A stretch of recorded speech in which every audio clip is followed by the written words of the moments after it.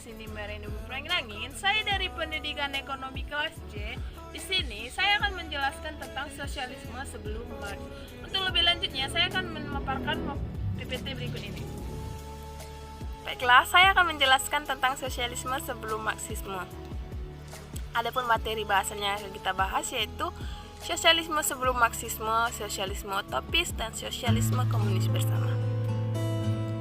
Sosialisme sebelum Marxisme, sebelum munculnya sistem ekonomi sosialisme, dunia barat telah mapan menggunakan sistem ekonomi kapitalis. Banyak munculan tokoh-tokoh pemikir ekonomi kapitalis seperti Robert Malthus, David Ricardo, J.B. Say, dan James Mill. Mereka bergabung ke dalam mazhab klasik yang dimotori oleh Adam Smith.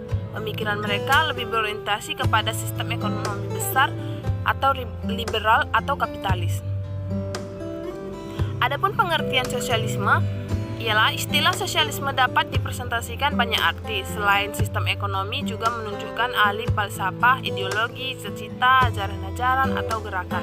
Menurut J.S. Mill, secara sempit sosialisme ialah kegiatan menolong orang-orang yang tidak beruntung dan tertindas dalam kehidupan sehari-hari. Kata sosialisme sering dipakai bergantian dengan istilah komunisme. Antara sosialisme dan komunisme memang tidak banyak perbedaannya.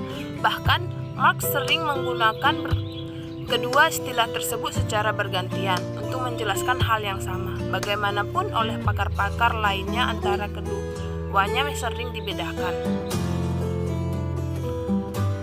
Yang ketiga, sosialisme utopis. Sosialisme bukan hal yang baru. Gagasan ini sudah ada sejak zaman Yunani kuno, di mana Plato berpendapat bahwa negara hanya akan baik kalau dipimpin dan diperintah oleh orang-orang baik, serta negarawan ulu, yaitu disaring dari seluruh anggota masyarakat. Karena gagasan ini, Plato dianggap sebagai pendiri ajaran sosialisme. Menurut Plato, sistem pemerintahan yang baik adalah berbentuk totalitarisme, dikendalikan dan dipimpin oleh orang-orang terpandai dan terpilih. Yang ketiga, sosialisme komunis bersama. Pada awalnya, sosialisme hanya merupakan suatu utopis di mana dalam berada angan-angan manusia. Kan tetapi, di lain pihak ada tokoh sosialis yang merealisasi cita-cita mereka dalam kenyataan. Dan dapat dikatakan bahwa ide pemikiran sosialis adalah masih bersifat utopis, bersifat angan-angan, dan terlalu naif untuk diikuti karena dinilai idealisme mereka memang tinggi. Tetapi secara teoritis praktis, tidak bisa direalisasi. Kalaupun ada yang merealisasi, kebanyakan akan segera layu sebelum dikembangkan.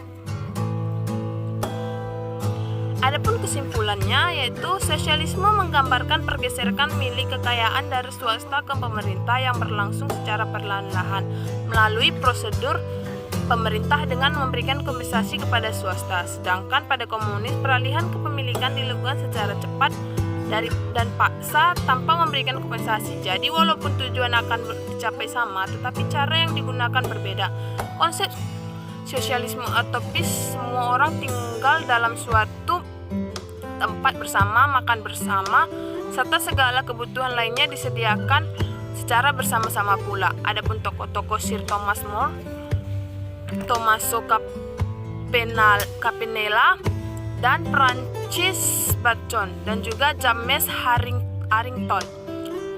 Konsep sosialisme komunis bersama membentuk suatu daerah idealis yang berdasar atas pemikiran sosialisme untuk mewujudkan kehidupan bermasyarakat yang adil, makmur, dan sejahtera.